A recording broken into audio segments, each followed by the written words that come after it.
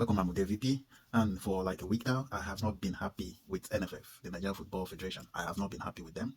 And I have not been happy with, I think, every football media house in Nigeria that speaks about football because there is fire on the mountain and then we are busy chasing rats. So like some days back, like probably a week now, Vito Sime came out online to lash out about his ordeal with Finidi, how he said Finidi spoke about against him.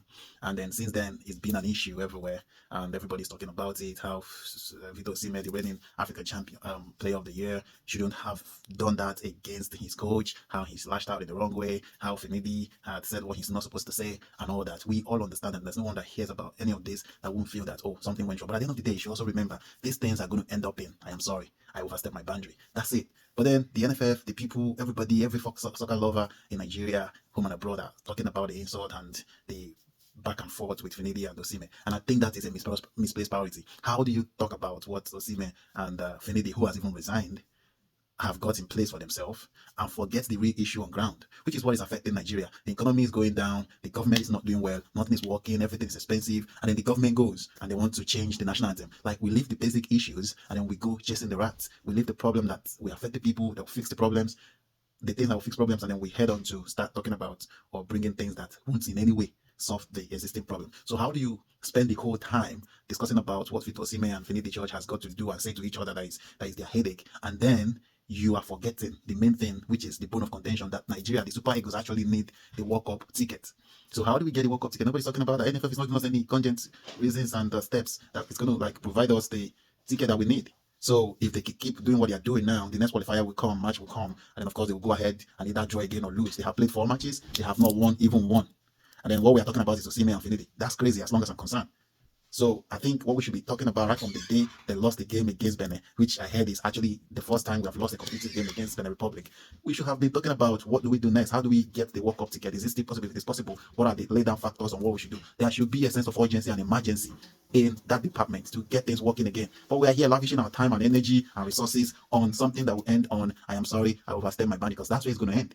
Mark my words, at the end of the day, Vito Osimhen will say, okay, maybe they didn't understand you, or possibly Finidi George will also say, that's not what I actually meant, this is what I meant, and I'm sorry. So that's how it's going to end. But do we leave it and do we leave the World Cup qualifier, which is very important to Nigerians, and for a lot of people I know who are in the US, in Canada, in Mexico, who are eagerly waiting for the Super Eagles to come play in the next World Cup, will just be left stranded, and Nigerians will be left stranded again. Remember the last time the World Cup that held in Qatar last year, Nigeria couldn't go because the Super Eagles couldn't secure a draw with Ghana in Abuja. Just a draw with Ghana in Abuja was what cost us the last World Cup. And now, new one has started. To even win a game in the qualifier has been a problem. And then we are busy talking about a coach and his player. Of course, you know that one of the attributes of a coach who is a leader is to see how to get the best out of his players. Whether the player is mad or crazy or what have you, it has nothing to do with us. Your job as a coach is to manage him the same way others have been managing him. Manage your players, get the best out of them, get us the victories we desire, and that's it. You see beautiful football that's been played in the Euro that is ongoing. You see beautiful football played in Copa America. We're all enjoying these games, and you see these teams, these countries play, and you see little or less mistakes. You see good quality football, and you begin to imagine what has Nigerian Super Eagles actually become. You forget that when I was still a child, Nigeria was likened to the likes of Brazil, Argentina in football. But right now, even Nigeria cannot even get a Group A friendly in the world. The last time we played country like Portugal, I think that was it last year? We played Portugal. Portugal beat the Super Eagles, I think 4-0. That's Nigeria that used to be the football powerhouse of Africa. What has happened to our football? These rumors we hear about people having their own list and having their preference of players, the NFF and whatever, having their own list and trying to infuse players and force players on coaches and all that. Let them remain rumors. Let these things be blotted out, because these countries that are playing good football, if these things exist, they can't deliver. Allow the coaches to do their job. Get the best person to do the job. Give them the free hand to do the job. I don't think we have the worst players. The Benin Republic that beat us, how many superstars do they have? We have all the big players that were in field. Victor Boniface was there. Many people were there. Lukman was there. Nwabali was there. We have a lot of players who were there, who has won trophies in their different club sides. Even the one from Leicester City, they were all there. And what happened? We drew against South Africa and we went to Benin Republic and we lost. And then what we are thinking and talking about everywhere in every media is how Sigit Osimhen has done that, has done this, how Finidi has done this, has done that. With that, in any way, give us the World Cup ticket. It will not. So if we keep talking about all this, it simply means we are just chasing rats and we are leaving the main thing. the NFF has to buckle up and forget about whatever. After all, Finidi has already resigned. Forget about whatever dispute or whatever, and everybody should stop talking about the disputes. Let's talk about what we need to do and we must do to get the World Cup ticket. If not, I don't think all this is going to take us anywhere. Players and coaches have issues, and they settle, and football go on. So it won't be a different issue because Victor Osimhen is involved and Finidi is involved. No, it won't be. So I don't want to care who is at fault or who is not at fault. But the fact is, people get issues, people have misunderstandings, and they have to settle it. Nobody's going to die for anything. Nobody's going to be crucified.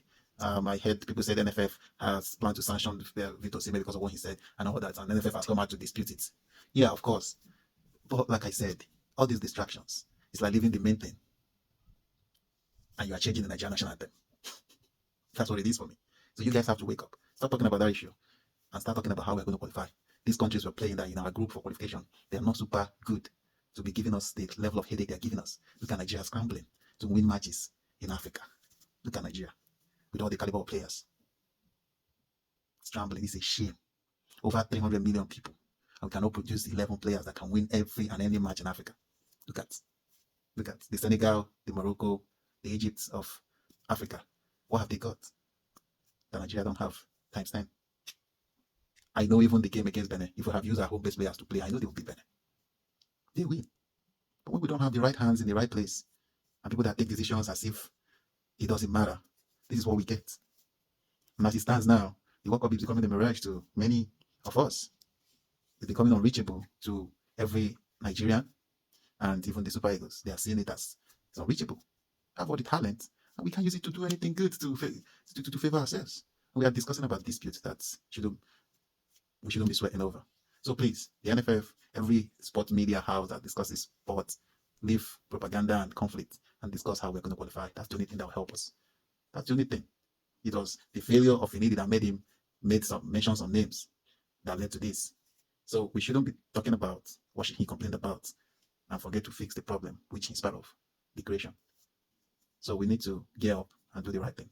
I remain myself VP, and of course you're free to drop your opinion and what your views about this. Like, share, and follow for more. Bye now.